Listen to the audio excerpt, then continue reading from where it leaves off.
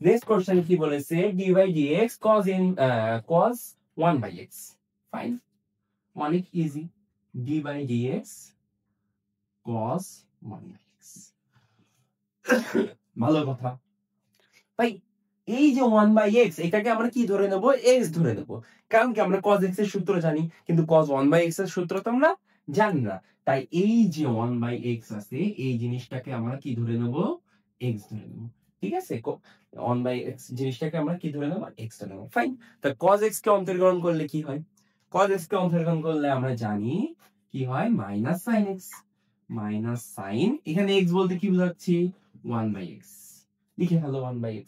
But 1/x কি প্রকৃতপক্ষে x? প্রকৃতপক্ষে কিন্তু x না। তাহলে 1/x কে কি করতে হবে, আবার অন্তরীকরণ করতে হবে।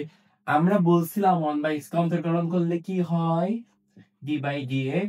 1/x কে অন্তরীকরণ করলে কি হয়, এটা একটু মনে রাখবা, মাইনাস 1/x²। Minus 1/x²।